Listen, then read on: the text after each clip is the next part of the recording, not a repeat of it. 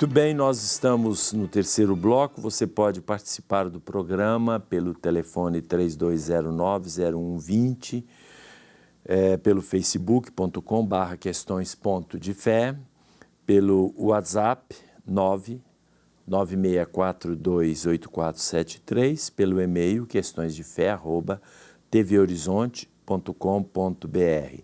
Nós falamos no bloco anterior. O Papa colocou todos os problemas que naquele momento o mundo estava enfrentando, todas aquelas mudanças, né, na questão do trabalho, da economia e várias ameaças. A gente sabe também que a intervenção do Papa Leão XIII, da Igreja Católica no mundo, é porque a situação estava tão ruim e que oferecia uma possibilidade da tomada de poder na Europa, evidentemente, dos partidos comunistas. E isto, naquela época, eu não estou me referindo a hoje, o Partido Comunista era muito anti-humano, anti-religião, anti-igreja. E isto oferecia um grave desafio se a própria sociedade não resolvesse os problemas e deixasse para partidos totalitários resolverem, que aconteceu depois, por exemplo, na Alemanha com o nazismo. São partidos totalitários que vêm como salvadores na hora das dificuldades e acabam com tudo, né? E agora, exatamente nesse espírito, eu continuo citando a encíclica. É por isso que, veneráveis irmãos, o que em outras ocasiões temos feito para o bem da Igreja e da salvação comum dos homens, em nossas encíclicas sobre a soberania política, a liberdade humana, a Constituição cristã dos Estados e outros assuntos análogos, refutando, segundo nos pareceu oportuno, as opiniões errôneas e falazes, o julgamos dever repetir hoje e pelos mesmos motivos, falando-vos da condição dos operários. Já temos tocado esta matéria muitas vezes, quando se nos tem proporcionado o ensejo, mas a consciência do nosso cargo apostólico impõe-nos como um dever tratá-la nesta encíclica mais explicitamente e com maior desenvolvimento, a fim de pôr em evidência os princípios de uma solução conforme a justiça e a equidade. O problema nem é fácil de resolver, nem isento de perigos. E é difícil especificamente precisar com exatidão os direitos e os deveres que devem, ao mesmo tempo, reger a riqueza e o proletariado, o capital e o trabalho. Nessa parte, o Papa está se colocando numa situação seguinte.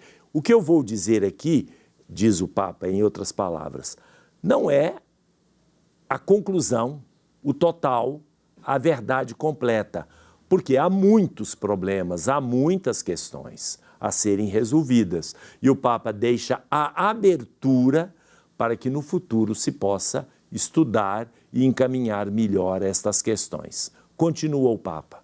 Por outro lado, o problema não é sem perigos, porque não poucas vezes homens turbulentos e astuciosos procuram desvirtuar-lhe o sentido e aproveitam-no para excitar as multidões e fomentar desordens.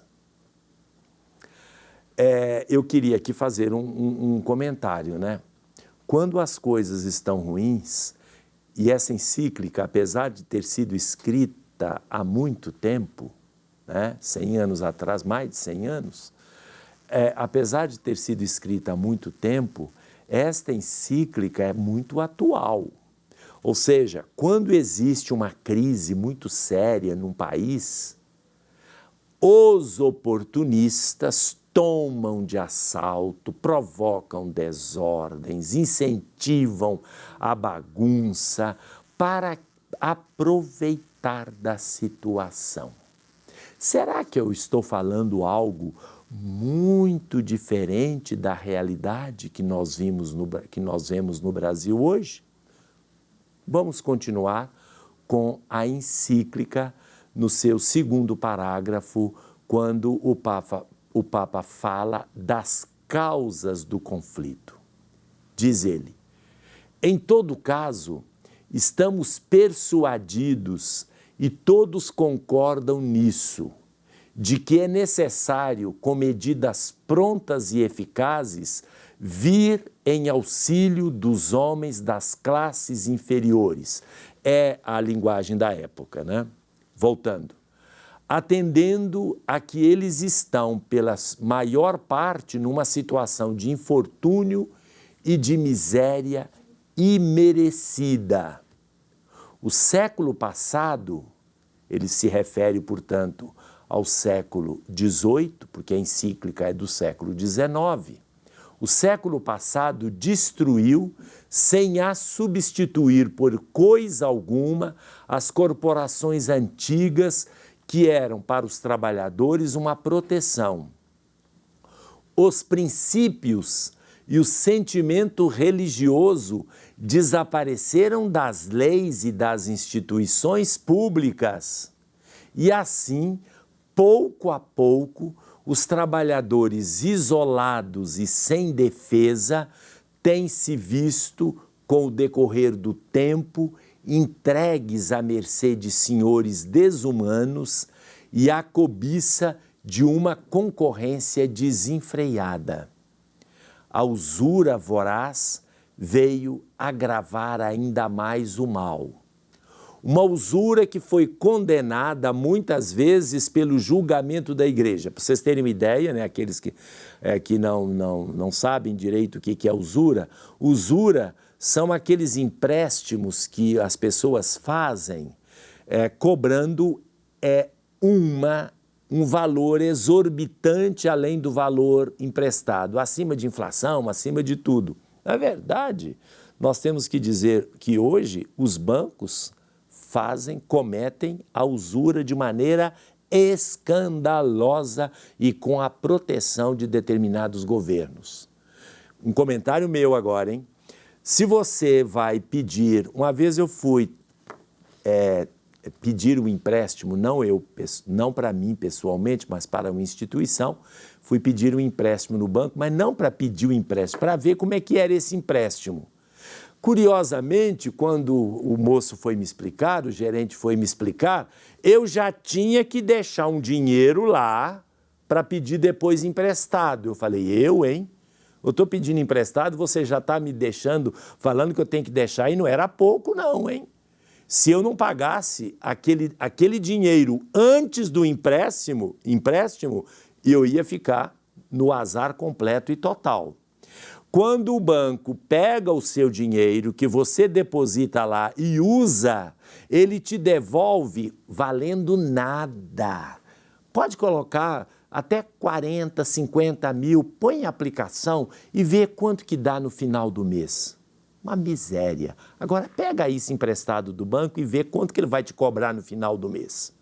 Gente, isso é justo? É justo isso? O Papa está falando isso no século XIX. E essas coisas continuam agora institucionalizadas. Não estou dizendo que o banco que empresta, ainda mais no Brasil, onde muita gente rouba, onde muita gente deixa de pagar, onde muitas pessoas, não todos, hein, não são sérios, o banco tem que saldar os seus prejuízos, então desconta naqueles que são honestos. É sempre assim, tá? Nosso país é sempre assim. Desconta naqueles que são honestos. Mas não pode ser uma coisa exorbitante, que massacre as pessoas. O empréstimo do cartão de crédito está escandaloso. Coitado daquele que começa a não poder pagar o cartão de crédito e vai escalonar sua dívida. Depois de um ano ele vai pagar 10 vezes. É justo isso? Muito bem, nós estamos chegando ao final, depois nós vamos continuar lendo a encíclica do Papa e trazendo também para a nossa realidade sofrida, injusta, opressiva dos dias de hoje. Voltamos daqui a pouco para o quarto bloco do Questões de Fé.